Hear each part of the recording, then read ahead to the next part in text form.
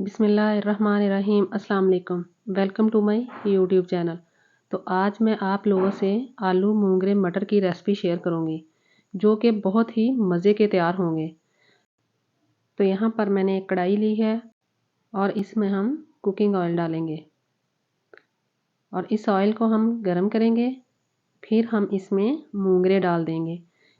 तो इन मूंगरों को हम फ्राई करेंगे। तो इन मूंगरों को हमने फ्राई पहले इसलिए करना है ताकि इनकी कड़वाहट दूर हो जाए।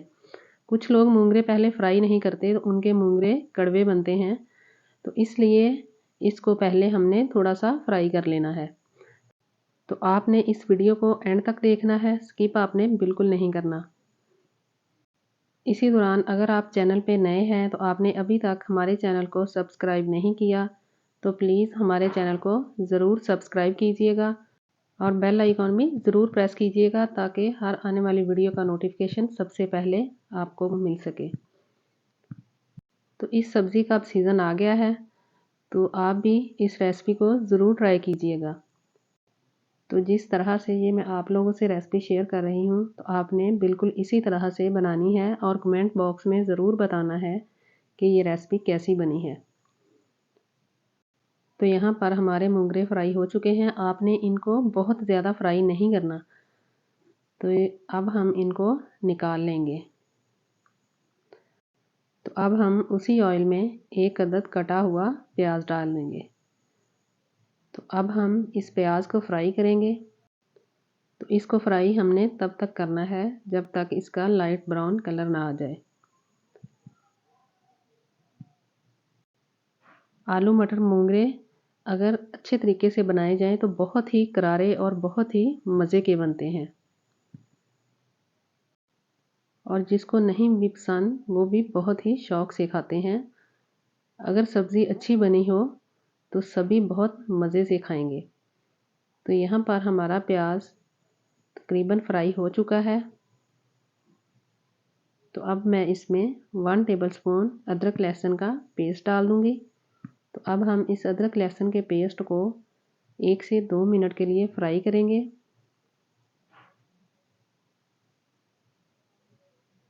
तो यहाँ पर हमारा अदरक लहसुन का पेस्ट अच्छे से फ्राई हो गया है। तो अब मैं इसमें 1 टेबलस्पून चॉप की हुई सब्ज़ मिर्च डाल दूँगी। तो इस सब्ज़ मिर्च को हम इसमें चम्मच के साथ अच्छे से मिक्स करेंगे। अगर आपको हमारी वीडियो अच्छी लगे तो प्लीज़ हमारी वीडियो को लाइक और शेयर ज़रूर किया करें। तो यहाँ पर अब हम इसमें कुछ मसाले ऐड करेंगे। 1 टीस्पून मैंने इसमें नमक ऐड किया है। 1 टीस्पून ही इसमें मैं सुरख मिर्च पीसी हुई ऐड करूँगी।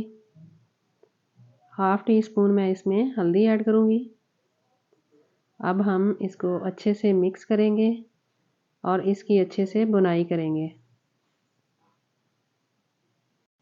तो यहाँ पे मैंने इसमें थोड़ा सा पानी ऐड किया है। तो अब हम इसको अच्छे से भूनेंगे। जितना अच्छा आपका मसाला होगा, इसकी बुनाई अच्छे से हुई होगी तो उतनी ही सब्ज़ी आपकी मज़े की बनेगी। तो यहाँ पर हमारे मसाले की अच्छे से बुनाई हो चुकी है। तो अब मैं इसमें हाफ़ केजी कटे हुए आलू डाल दूँगी। तो इसके बाद मैं हाफ़ केजी ही इसमें मटर डाल दूँगी जिनको मैंने निकाल के अच्छे से धो लिया था। तो अब हम इसको इस मसाले में अच्छे से मिक्स करेंगे और थोड़ा सा पानी डालेंगे ताकि हमारा मसाला जले ना और इसकी अच्छे से बुनाई करेंगे। तो इसकी बुनाई हमने अच्छे से करनी है क्योंकि हमने मूंगरे पहले फ्राई कर लिए हैं, उनकी कड़वाहट भी दूर हो गई है। तो अब हम इन आलू मटर की अच्छे से बुनाई करेंगे। तो यहाँ पे इस सब्ज़ी में मैंने टमाटर ऐड बिल्कुल नहीं किया। अगर आप करना चाहते हैं तो कर सकते हैं।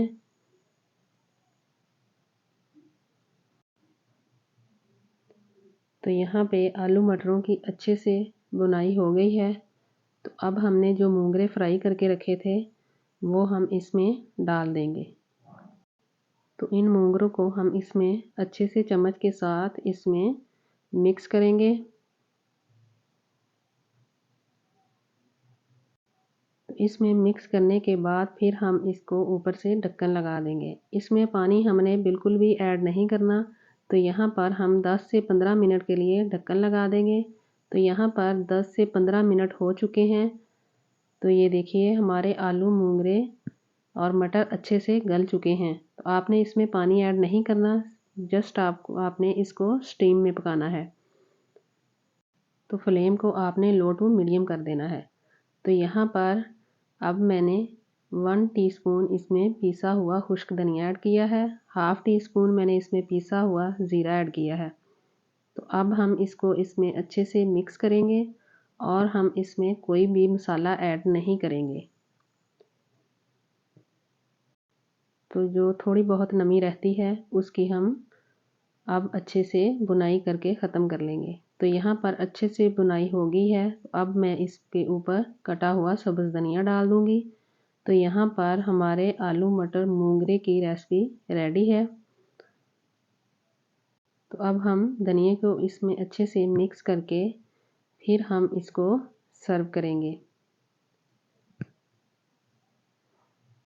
تو اگر آپ کو ہماری ریسپی پسند آئے تو آپ اس کو لائک اور شیئر کرنا مت بھولیے گا اور اس کو ضرور ٹرائی کیجیے گا۔ دعاؤں میں یاد رکھیے گا۔ اللہ حافظ۔